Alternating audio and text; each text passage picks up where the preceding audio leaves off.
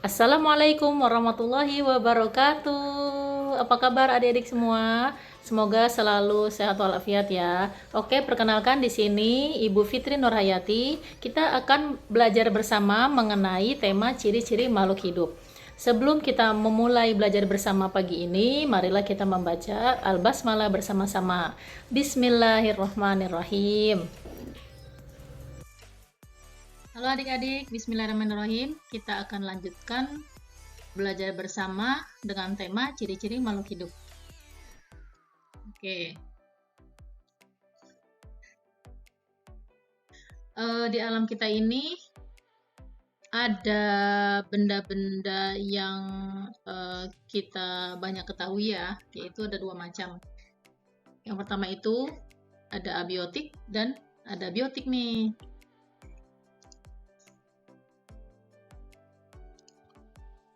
Nah, ini ada abiotik dan ada biotik. Abiotik itu apa sih?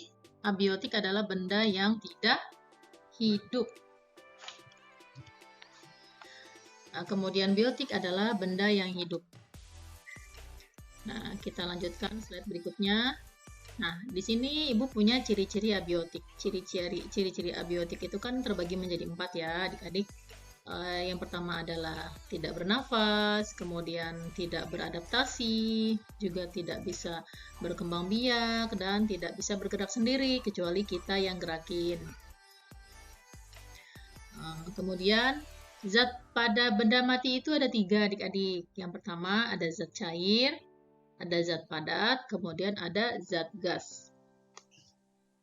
Ini adalah zat-zat pada benda mati. Kemudian, ciri-ciri makhluk hidup itu dibagi menjadi 7. Kita sebutkan satu-satu. Yang pertama ada bernafas, kemudian yang kedua makan dan minum, yang ketiga mengeluarkan zat sisa, kemudian yang keempat bergerak, yang kelima peka terhadap rangsangan, yang keenam tumbuh dan berkembang, yang ketujuh beradaptasi. Seperti yang kita alami dalam kehidupan kita masing-masing. Nah, untuk yang bernafas itu menghirup oksigen. Gunanya apa sih? Berguna untuk membakar makanan sehingga menghasilkan energi, lalu menghasilkan air dan mengeluarkan zat karbon dioksida. Jadi zat karbon dioksida itu zat yang sudah tidak diperlukan lagi oleh tubuh. Itu adalah bernapas. Kita dapat bernapas di alam terbuka di mana saja, maka alhamdulillah bersyukur sekali atas nikmat yang Allah berikan kepada kita semua ya adik-adik, bahwa kita tuh dapat memperoleh oksigen, yaitu dapat bernapas dimanapun kita berada. Itu alhamdulillah banget secara gratis, karena dapat memberikan kesehatan untuk tubuh kita. Kemudian yang kedua, memerlukan makan dan minum. Untuk apa sih adik-adik kalau kita membutuhkan makan dan minum? Nah, makan dan minum itu adalah untuk mempertahankan hidup gitu adik-adik. Jadi makanan dan minuman ini gunanya untuk selain untuk mempertahankan hidup kita semua, kita membutuhkan itu semua untuk memberikan energi setiap hari, untuk memberikan energi untuk kita beraktivitas, karena tanpa makan dan minuman itu kita tidak bisa kita tidak punya energi sama sekali gitu adik-adik. Selain untuk menambah energi, kita juga dapat bertumbuh dan berkembang biak dengan memerlukan makanan dan minuman tersebut. Lalu yang ketiga, mengeluarkan zat sisa. Nah, zat sisa ini dikeluarkan bisa dalam bentuk urin, keringat, juga karbon dioksida atau biasa disebut CO2.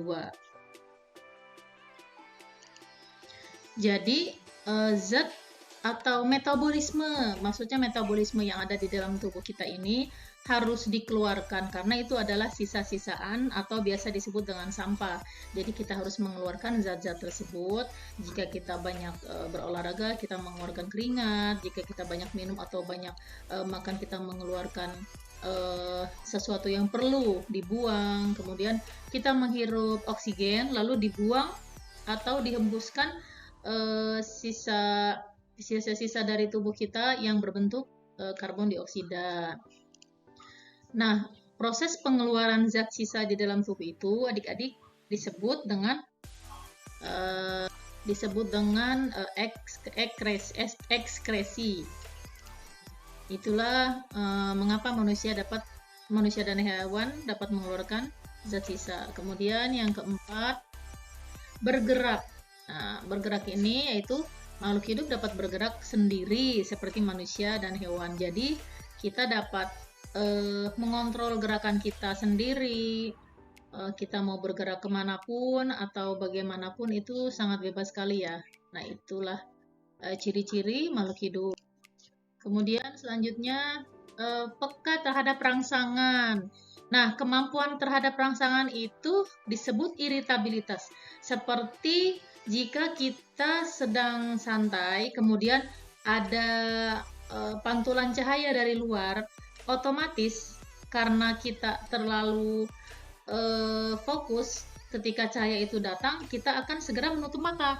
Kenapa? Karena kita merasa silau istilahnya ya. Jadi itu adalah rangsangan terhadap manusia, yaitu salah satu ciri-ciri makhluk hidup. Kemudian ada lagi yang keenam, tumbuh dan berkembang. Nah, manusia, hewan, dan tumbuhan mengalami pertumbuhan dan berkembang. Nah, berkembang biak atau bereproduksi ini dibagi menjadi dua ya teman-teman. Satu, generatif atau secara kawin. Yang kedua, vegetatif atau tak kawin. Kemudian, 7, beradaptasi, yaitu kemampuan makhluk hidup untuk menyesuaikan diri dengan lingkungannya. Nah, jenis adaptasi ini menarik nih, adik-adik semua. Ada 3 macam, yaitu pertama ada morfologi, yang kedua fisiologi, yang ketiga tingkah laku. Jadi jenis adaptasi ini biasanya terdapat pada hewan ya, seperti morfologi. Nah, morfologi ini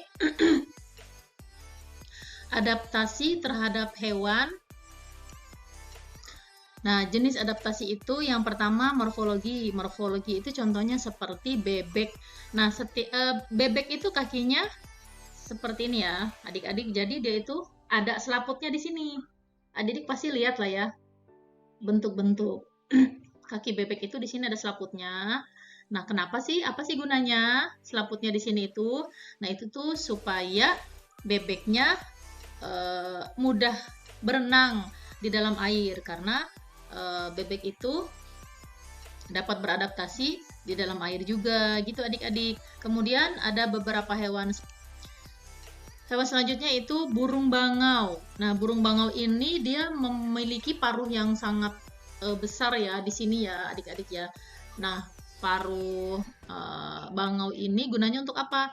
Paruh bangau ini gunanya untuk menampung makanan atau mencari makan di dalam air gitu. Jadi bangau ini memakan ikan yang ada di air, kemudian setelah ditangkap disimpan di kantungnya tersebut, lalu bisa segera dikonsumsinya. Itu adalah salah satu contoh morfologi. Kemudian ada juga adik-adik burung pipit ya. Kenapa dia itu cakarnya melengkung seperti ini? Karena agar dapat hinggap di pohon atau ranting-ranting yang tinggi. Jadi burung tersebut bisa naik ke atas pohon dengan cakarnya yang ada di kakinya. Selanjutnya contoh fisiologi. Nah, contoh fisiologi ini artinya cara penyesuaian diri, fungsi alat-alat tubuh atau kerja alat-alat tubuh terhadap lingkungannya. Adaptasi ini tidak mudah diamati seperti pada adaptasi morfologi yang tadi nih, karena menyangkut fungsi alat-alat tubuh dan proses kimia yang terjadi di dalam tubuh. Nah, contoh-contohnya untuk yang fisiologi itu, kita bisa melihat ini ya, biasanya ada di hewan kutu atau di nyamuk. Nah, hewan-hewan seperti ini, makanannya kan menghisap darah ya, adik-adik ya. Nah, hewan-hewan tersebut ini memiliki zat antikoagulan, yaitu anti pembuku darah. Fungsinya itu untuk apa sih adik-adik? Yaitu untuk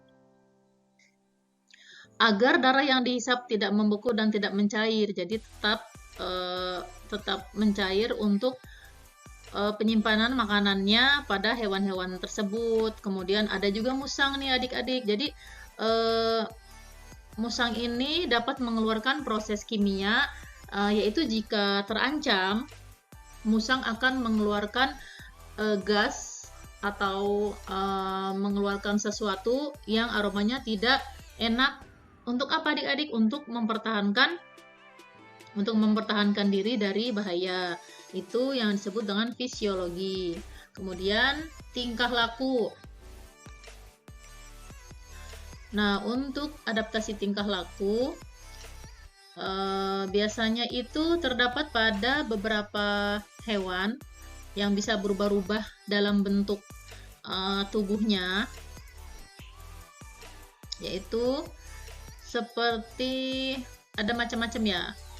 Kalau tingkah laku itu biasanya tingkah laku atau bisa mengelabui musuhnya untuk melindungi dirinya, seperti cicak.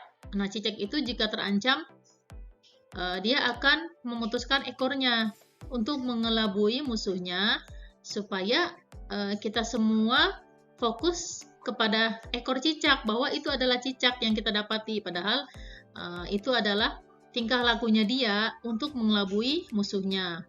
Itu pada cicak. Kemudian pada bunglon. Nah, bunglon juga sangat menarik ya, karena ini juga termasuk salah satu kekuasaan Allah juga. Dari berbagai macam beribu-ribu makhluk hidup yang Allah ciptakan, itu salah satunya itu bunglon. Jadi bunglon ketika terancam, dimanapun bunglon berhenti atau berlindung, maka bunglon ini dapat berubah warna. Jika bunglonnya ini di daun-daun yang hijau, dia bisa mengubah warna dirinya dengan berwarna hijau, atau di batang pohon yang berwarna coklat, maka bunglon ini bisa berubah dengan warna coklat, yaitu untuk mengelabui musuhnya juga agar selamat gitu. Nah, jadi adik-adik insya Allah paham ya apa aja sih ciri-ciri manusia itu. Sangat menarik ya adik-adik ya. Semoga pelajaran kita untuk belajar bersama hari ini dapat bermanfaat. Juga adik-adik dapat menemukan pengalaman-pengalaman unik dengan menemukan hewan-hewan yang aneh-aneh di luar sana, dan mengkaitkan hewan-hewan yang di luar sana dengan pelajaran kita hari ini gitu ya adik-adik ya. Oke, Ibu minta maaf atas kekurangannya. Semoga ilmu kita hari ini bermanfaat. Billahi taufiq wal hidayah. Wassalamualaikum warahmatullahi wabarakatuh.